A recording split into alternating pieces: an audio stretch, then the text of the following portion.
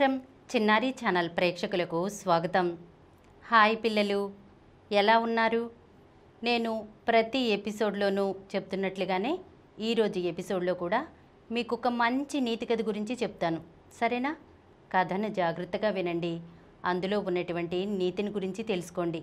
అనగనగా రామాపురం అనే గ్రామంలో సుందరమ్మ, రమ్య అనే అత్తాకోడళ్ళు ఉండేవాళ్ళు పిల్లలు. సుందరమ్మ చాలా మంచిది. రమ్య మాత్రం కట్నం తెచ్చిందన్న అహంకారంతో రెచ్చిపోయేది. కానీ సుందరమ్మ మాత్రం రమ్య ఏం చేసినా శాంతంగా భరిస్తూ ఉండేది. నలుగురు మన్ననలు పొందే మనస్తత్వం సుందరమ్మది. ఆమె అంటే ఊళ్ళో అందరికీ ప్రేమ, గౌరవం ఉండేవి. ప్రతిరోజు నిద్రలేవగానే కాఫీ కప్పు తీసుకువచ్చి అత్తగారు అందించాలి కోడలికి. ఒకరోజు ఎప్పుడైనా లేట్ అయితే ఆమె మీద బాగా విసుక్కునేది. ఎన్నిసార్లు చెప్పాలి మీకు? ఎన్నిసార్లు చెప్పినా మీకు బుద్ధుండదా? కాఫీ తేవడం ఎంత లేట్ ఏంటి? నేను లేచే టైంకి కాఫీ రెడీగా ఉండాలని మీకు తెలీదా? ప్రతిరోజు నాతో చెప్పించుకోవాలా అని కేకలేస్తుంది రమ్య అత్తగారి మీద. దానికి సుందరమ్మ, అంటే నువ్వు ఎప్పుడు లేస్తావో తెలియదు కదమ్మా, నిన్ను డిస్టర్బ్ చేయడం ఎందుకులే అని అంటుంది. దానికి రమ్య అత్తగారి మీద చిరాకు పడుతూ, సరే సరే, స్నానానికి నీళ్లు రెడీ చేశారా? ఈరోజు నా స్నేహితురాలి పెళ్ళుంది, నేను తొందరగా రెడీ అవ్వాలి అంటుంది. నువ్వు వచ్చేలోపు స్నానానికి నీళ్లు రెడీ చేస్తానమ్మా అంటూ సుందరమ్మ గబగబా వంటగదిలోకి వెళ్ళి వేడినీళ్లు పెట్టి కోడలికి నీళ్లు తిరగబోస్తుంది. స్నానం ముగించుకుని రెడీ అయిన రమ్య డైనింగ్ టేబుల్ ముందు కూర్చుని, ఈ ముసల్ది ఏదీ టైంకి చెయ్యదు, తొందరగా టిఫిన్ తెస్తే నేను తినేసి పెళ్ళికి వెళ్ళాలి అని అత్తగారి మీద కేకలేస్తుంది రమ్య. అప్పుడు సుందరమ్మ, వస్తున్నానమ్మా అని టిఫిన్ తెచ్చి కోడలికి వడ్డిస్తూ, కొద్దిగా లేట్ అయిందమ్మా, ఏమీ అనుకోకు, తిను అంటుంది. టిఫిన్ తింటూ రమ్య, ఎప్పుడూ ఇడ్లీనేనా?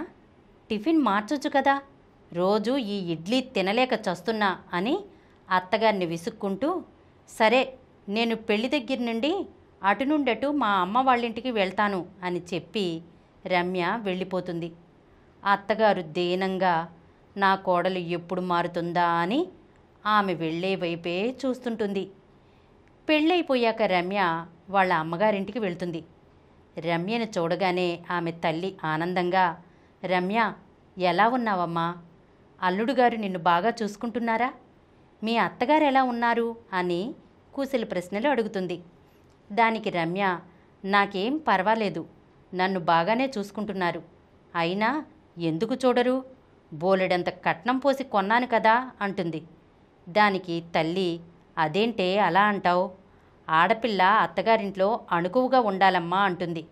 దానికి రమ్య, అది మీ రోజుల్లో, ఇప్పుడు అలా కాదు, అలా ఉంటే బ్రతకలేమమ్మా అని వాళ్ళిద్దరూ మాట్లాడుకుంటూ ఉండగా రమ్య కన్నా ఎక్కువ కట్నం తెచ్చుకున్న రమ్య అన్న భార్య అక్కడికి వచ్చి, ఏం అత్తగారు, కూతుర్ని చూసేటప్పటికి నన్ను మర్చిపోయినట్లున్నారు, ఈవినింగ్ స్నాక్స్ ఏం చేస్తున్నారు, చాలా ఆకలిగా ఉంది, త్వరగా రెడీ చేయండి అని చెప్పి లోపలికి వెళ్ళిపోతుంది.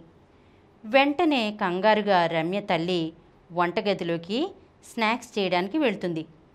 ఇది చూసి ఒళ్ళు మండిపోయినటువంటి రమ్య తల్లి దగ్గరికి వచ్చి, అమ్మా, దీనికి ఎంత పొగరు, ఆడపడుచుని ఇంటికి వచ్చాను కదా, కనీసం ఎలా ఉన్నావని ఒక్క మాట కూడా అడగకుండా ఎంత ధీమాగా లోపలికి వెళ్ళిపోయింది, అత్తన్న గౌరవం కూడా లేదు, నీ చేతే ఇంటి పని వంట పని చేయిస్తుందా, ఉండు దీని అంతు చూస్తా అనగానే తల్లి, వద్దమ్మా, దాన్నేమనకు, తప్పు దాంది కాదు, అదేమన్నా పట్టించుకొని నీ అన్నదే, వాడే దానిని వెనకేసుకొస్తుంటే మనమేం చేయగలం, అదీ కాక బోలెడంత కట్నం తెచ్చుకుంది, మనమేం మాట్లాడలేం, అయినా అత్తంటే పరాయిదనుకోకుండా అత్తలో అమ్మను చూసుకోవాలి, కానీ ఇప్పటి వాళ్ళు అత్తని శత్రువులా చూస్తున్నారు, సరే ఇది నాకు అలవాటైపోయిందనుకో, నువ్వు మాత్రం మీ అత్తగారి విషయంలో మీ వదినలాగా నడుచుకోకమ్మా,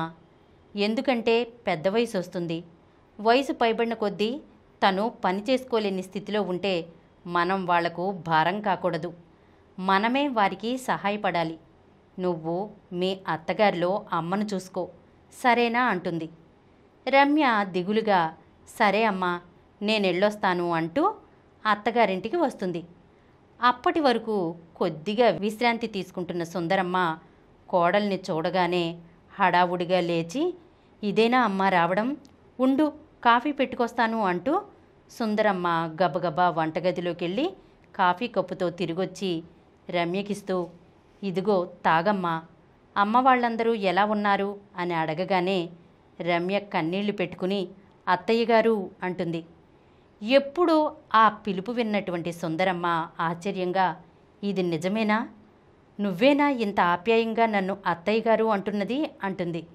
దానికి రమ్య, అవునత్తయ్య గారు, నా కళ్ళు తెరుచుకున్నాయి, నా అహంకారం దిగిపోయింది, తల్లిలాంటి అత్తను కష్టపెట్టకూడదని తెలుసుకున్నాను.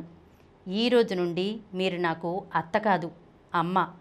ఈ కాఫీ మీరే తాగండి, నేను చిటికెలో వంట చేసుకొస్తా అనగానే సుందరమ్మ ఆనందపడిపోయి కోడల్ని గట్టిగా కౌగలించుకుని కన్నీళ్లు పెడుతుంది.